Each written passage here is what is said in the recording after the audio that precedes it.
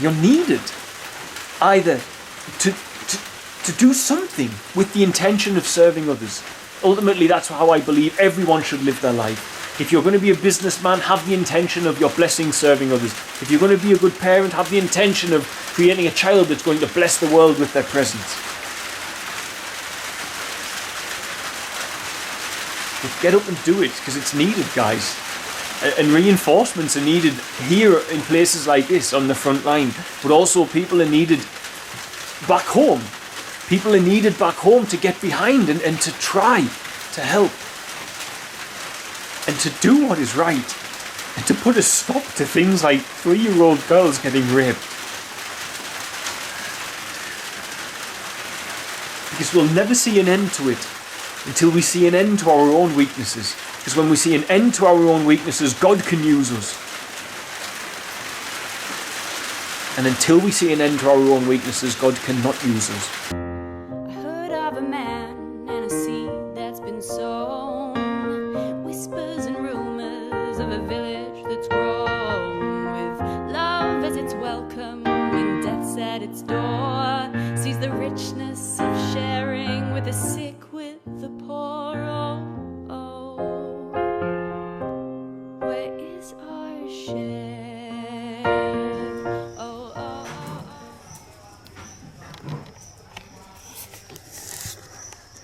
Hey guys, so I've just found 2 very cheeky little ladies, these dogs of ours, Coco and Hero, eating the mattress, one of the mattresses that the children lay on during the day. So, it's always something, there's always someone up to some sort of mischief here. So, I just pressed the button on my phone. I've been trying to make a video for about 2 weeks now, I think, and I haven't been able to do it. I've made some and I was angry, and I made some and I was just emotional, and I made others and I couldn't really speak about it. And I didn't really know how to say it without just giving people a load of bad news. And to be honest, we get plenty of bad news back in the West from the mainstream media, let alone alternative media sources like YouTube. So I don't like to do that, but then it's part of our reality. The bad news is part of our daily lives here, and it can't be helped, because I might have rested my camera on this wheelchair, I think. Yeah, that worked. It can't really be helped in life. We have events that we don't want to have, and I think it's important that we find the light in the dark when dark things do happen. Now, about 2 weeks ago, another NGO called me and they asked me if I would take a mother and a child into our care, or into the sanctuary of Feathersdale, I guess is what they were asking for. And I check, as always, whether it's possible for people to be supported out in the community. I think it's going to start raining. So, and I'm under a huge tin sheet roof. So if you don't hear me, maybe I'm not meant to record this video now either, who knows. So they asked me if I would take them into our care. So they came to live here because I first checked if we could support them in the community. It's always best, before anyone comes into the care of ourselves, that we find out if they can live a happy life outside, because it's better to be more integrated in normal everyday life here if possible. But also, it's getting full here at Feathersdale. I'm starting to look at designing bunk beds or bunk cots, if you will. So, hey Mambo. Sorry, I got disturbed by someone coming in. I had to move. So I'm building bunk cots, as I've begun to call them. Cots that you can sleep on top of, that's how full we are. And I'm doing so because I have a waiting list also, as well as being very full here, but I have a waiting list of children who are waiting to get in. And I saw it as perfectly adequate to support them at home and have our social work team visit quite often just to make sure everything was okay. And that all changed when I met this mother and her daughter. So this other NGO had met this mother with a 3-year-old cerebral palsy girl.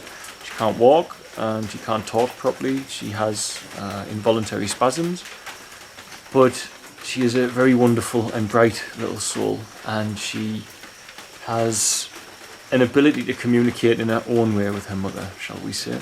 And she'd been showing that she had stomach pain to her mum, but her mum had no money to take her to have any medical checks. And they were living in a mud and stick hut in a very bad area. And the NGO, this other NGO, they took them to the doctors. And sadly, when they got to the doctors, it became apparent that her daughter had actually been sexually assaulted. She was raped. A 3-year-old little girl with cerebral palsy was raped. And we've made a presumption because the house was next to a local bar, and it's not the type of bar you go to socialise with friends. It's the type of place where those who drink there's only one type of alcohol available, a local brew, and it's just alcoholics, people who are weak and their souls have been stolen by this. And the need for dark self-gratification is ever present. Zombies, the living dead, if you will. And the bars like that in Uchira and the horrendous places, they're godless. And we make a presumption that, as I always say, the single mums with special needs children here have a choice. Leave their child unattended and go and work and find money and food, or take the child tied to their back to labour, which is very difficult with a child that's spasming, or you starve and you go homeless. So this very courageous mum and her daughter were in a very difficult position, and the mum left her unattended in a mud and stick house, which was obviously easy to get into, whilst she went and laboured to find food for herself and her beautiful little girl. And at some point someone has gone inside the house and raped her. And there's a lot of healing needs to take place, physically and spiritually and emotionally. The little girl, her innocence is so oblivious to what's gone on. It's very beautiful to see that her innocence is healing her mother, but her mother has been very tormented, and I think I needed to see some healing myself in the mother before I could find a way to want to speak about it and speak about it in the right way. So I've seen that, I've seen smiles, and I think it's very healing here that I am the only man who lives here, apart from the boys, but I'm the only man who lives here. And I think after these events of domestic violence and sexual assault and what went on, I think it's quite healing that there's so many women together, and it's a very safe place for these women when they're going through this. And nothing will take away the torment of this mum. It just won't. She is struggling a lot, and we're just doing all we can to help her through it. And we are waiting on the results. We'll have to wait another few months to ensure that HIV was not passed on, if whoever did it has HIV. Now, you know, in life I always try to not be angry at the individual, and I couldn't on this occasion. And it's all well said and done being angry on the individual, and of course I could go and get the Maasai who work here with us, and probably those who don't, and tell them what's gone on and try and find the guy and have our own form of justice, if you will. And you know, the thing is with this country, if he is ever caught, which sadly is unlikely because you don't have the tools available for testing DNA and such here. But if he ever was caught, I know how the system works here. The police would not let him get to the court. He would disappear. I know how it would work. I know how justice goes here. It doesn't always go within the paradigms of what Western law would have. But whoever this man is, he deserves punishment, and I hope God can forgive him, because I don't think I'm capable of digging deep enough to find forgiveness for a monster like that. Now, this is, as I say, it's difficult. I always try not to be angry at the individual, and I have reasons for that.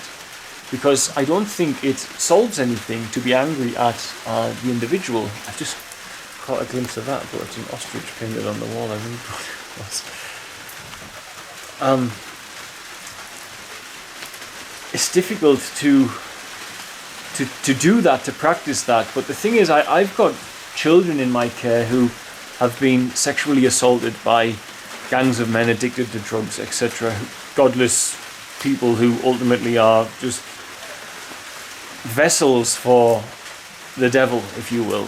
You know, they're so weak in themselves that they don't have anything anymore of themselves left inside, and they're just vessels for sin, for darkness, you know, it's just sheer darkness.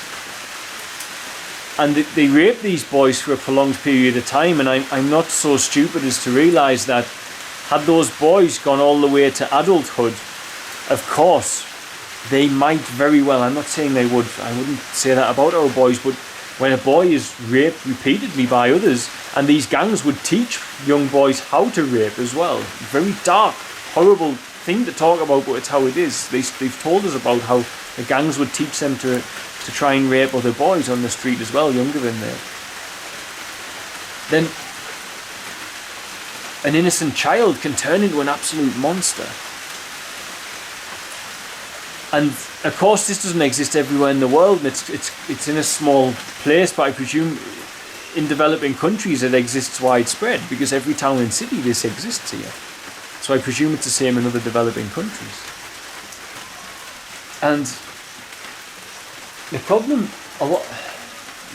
what I want to say is, first of all, for everyone who supports us, this is another reason Feather's Tail is needed, and this is why I'm not having children on a waiting list. I'm bringing them in. Now, I've got plans drawn up for a new building, I just don't have money to build it. And I don't even want to call it a building, because I've got plans drawn up for a new sanctuary, because that's what this place is. It's sanctuary from that out there, because the devil is everywhere out there. Seriously, guys, there's just evil all over the place here, in all different forms. Now, everyone knows we're providing protection here from poverty, from hunger, from homelessness, from lack of medical care, from sickness, from, unbelievably, as many say, the witch doctors, which is truly an unbelievable practice that exists here. And we always feared that this would be the case out there, because rape is something that can happen a lot in developing countries. But I never imagined that a 3-year-old cerebral palsy girl would be raped. I couldn't comprehend such evil. I still can't believe it.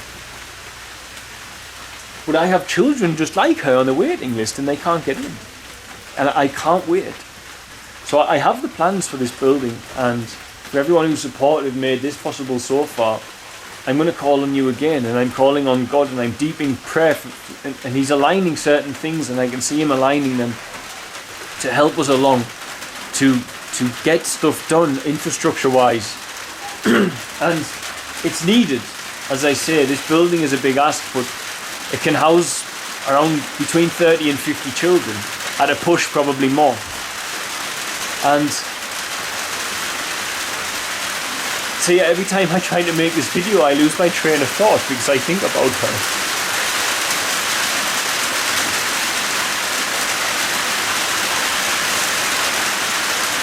And it's horrendous what happened. You have to sit and look at these children. It makes you everything all at once. Angry and sad and confused and frustrated. And questioning your faith in God, looking for answers.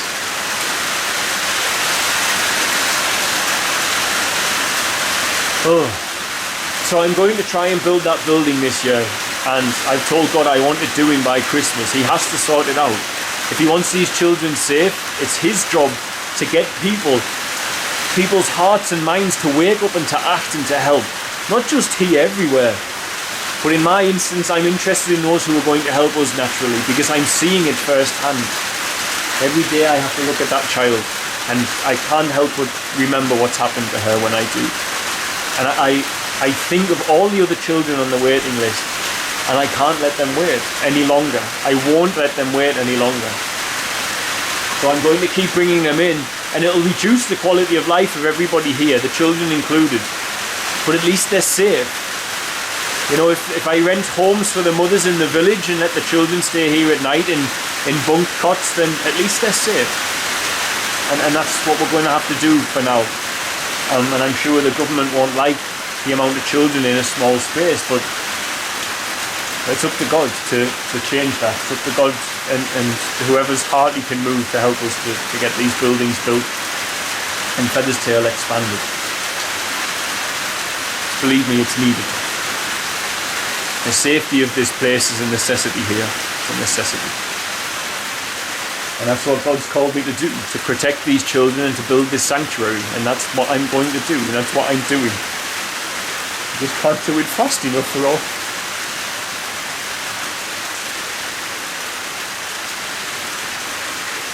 And the thing is, you can't... And the thing is, you can't build it fast enough. You can't build it fast enough for these children, because they're out there, and it's not safe. They're the most vulnerable, pure, innocent beings around here. They can't do bad things. Their bodies don't enable them to, and they're being targeted by the devil in every way you can imagine. And I just can't seem to build this place fast enough with God, to be honest. And God's annoying me with that, because I can't see what the hold-up is. I can't see why he's dragging it out. I'm qualified now. I understand the place. He's done it slowly so I can build it up. But what now? Why is he taking so long? These are the questions that are killing me at the moment. They're killing me. It frustrates me. Maybe he truly can't get through to people. I don't know. Maybe he just can't reach people to do his will.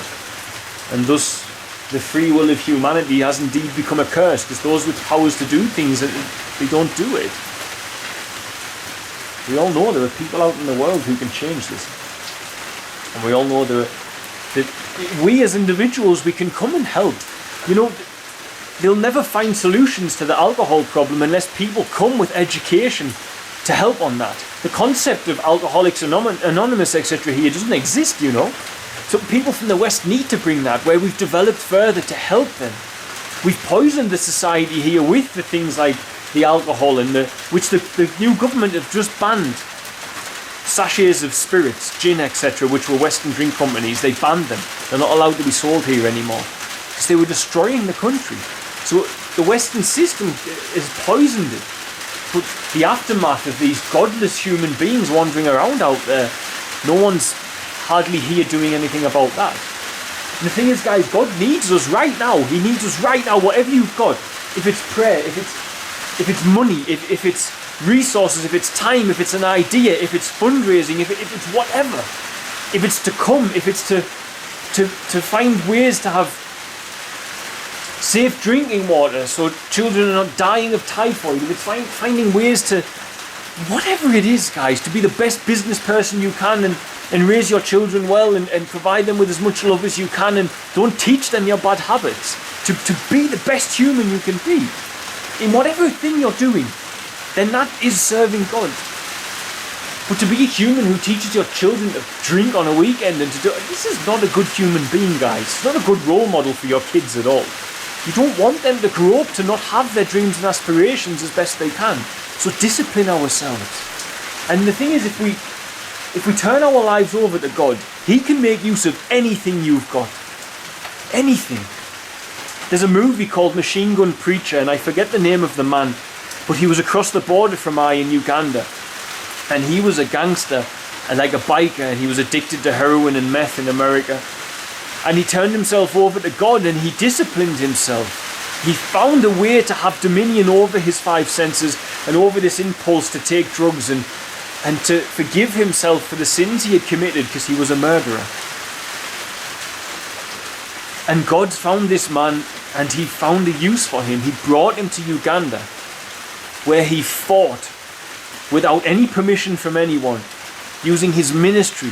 He fought physically the Lord's Resistance Army. A dark, dark thing. The LRA was seriously dark. They would fill children with heroin, and then they would kill one in front of the others, and then they would shoot at one child and kill them, and then in front of the others they'd cast a fake spell and shoot them with blanks, and they'd survive. And they said, "There, the spirits have made you invincible now." And these children would walk around high on heroin with machine guns, believing they were invincible. They were terrifying. They were the most horrendous thing created by these men. And God found this man who was a murderer and made use of him. And I'm not saying we should go out and kill like he did. He went out and he killed the LRA soldiers. Before they could use these children and destroy them and steal their souls, he killed them. He fought them with machine guns. He built bases where he could protect these children. He went bankrupt doing it. But he saved many thousands of lives by killing. A tool that you would presume God wouldn't want you to use. But sometimes that's what God needs you to do. He needs you on the physical side of things. Now, I'm not saying go out and kill. It's just a dramatic example of one way that God can use any tool you've got inside you. And it's needed, guys, because some of us are out here and we're taking volley after volley after volley from the enemy, and we've got our shields up and we're still pushing forward, but we're just taking constant volleys, and it's hard to push forward without extra manpower driving behind you. And I get lots of people who like armchair preach on me and stuff, and it's get out and serve. If you want to serve God, don't sit and preach to other people how they're doing something wrong. Get up and do it yourself. And then find out if you make mistakes too. I'm not perfect. I make mistakes here. But those who sit at home condemning others for even trying, you're needed either to do something with the intention of serving others. Ultimately, that's how I believe everyone should live their life. If you're going to be a businessman, have the intention of your blessing serving others. If you're going to be a good parent, have the intention of creating a child that's going to bless the world with their presence. But get up and do it, because it's needed, guys. And reinforcements are needed here in places like this on the front line. But also people are needed back home. People are needed back home to get behind and to try to help. And to do what is right. And to put a stop to things like 3-year-old girls getting raped. Because we'll never see an end to it until we see an end to our own weaknesses. Because when we see an end to our own weaknesses, God can use us. And until we see an end to our own weaknesses, God cannot use us. For how can he entrust an undisciplined human with his resources? How can he entrust an undisciplined man to care for vulnerable women? How can he entrust an undisciplined woman to do the same? How can he, without the discipline within us?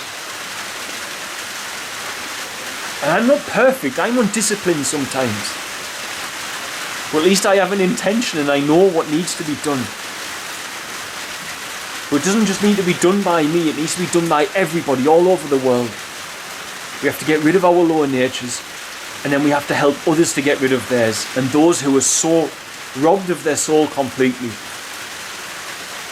we still need to stop them, whatever actions they're going to do in the pain of the internal suffering that the devil's put upon them, that they wish to spread suffering to others. But when we heal ourselves, we can heal others. And when we don't just live by the things we don't want. I know people now who don't want to live the way they live. They don't want to have no savings. They don't want to have no prospects. They don't want to just drink all weekend. They don't want to just party and gamble. They want something more. And all you've got to do is turn your back on it and say, okay, God, I'm here. And trust me, he'll catch you.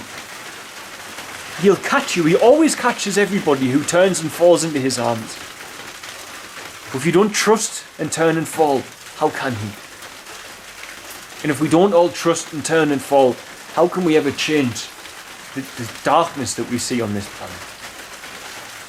And how can he ever get through to tell people, like he did to me that night in November in 2011, where in fasting my mind was silent enough, my ego was away enough for him to whisper to me, go to Tanzania. Even though I'd never been here before. If you miss his whisper, how will you know where to go? And sometimes he won't whisper once. But if your mind is just too full of self-gratification, you'll never hear it. Your heart is the thing that needs to hear it. And your mind can only be a barrier to stop your heart from hearing. Anyway. Again, I feel like I've just gone all over the place, but it's just a horrible topic for me, and it's actually made me sick dealing with this. I've had a stomach problem a long time I've had it, but it's flared up again, and I've even been for a CT scan, and it pretty much flared up the day that this child came and I had to start dealing with this. Because you feel responsible. God has given me the job of creating this sanctuary and protecting these children. And whether these children are in here or out there, it's still my job to protect them.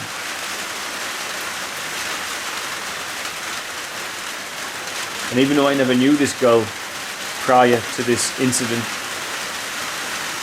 I still feel if this place was bigger, at least maybe we could have done an outreach where she is, and then this might not have happened.